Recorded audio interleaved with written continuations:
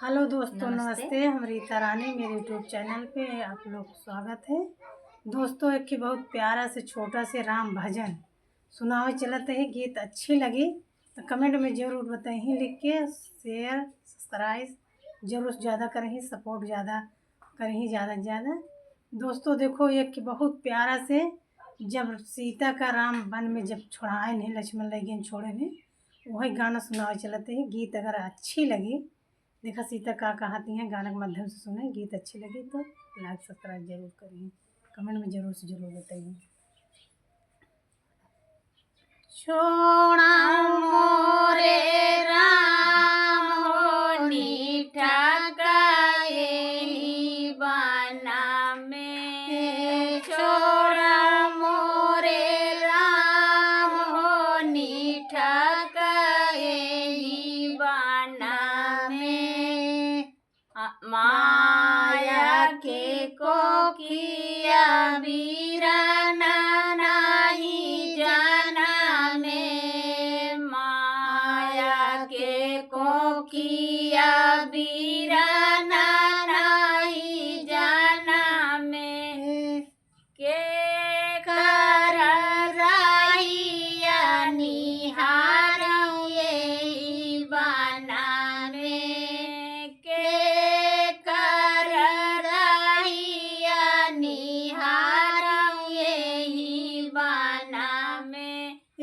छोड़ा मोरे राम हो नीठा काहे बना में, छोड़ा मोरे राम हो नीठा काहे बना में, सासू के को किया देवर नहीं जाना में, सासू के को किया देवर नहीं जाना में, के करया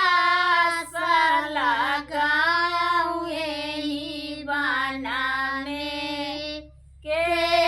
करया सला गाँव यही बना में, छोड़ा मोरे राम हो नीठा काहे बना में, छोड़ा मोरे राम हो नीठा काहे बना में, हमारे निको किया हो रीला नहीं जाना में, हमारे निको किया हो रीला नहीं जाना में, के करया का बुझाऊं यही बना में, के करया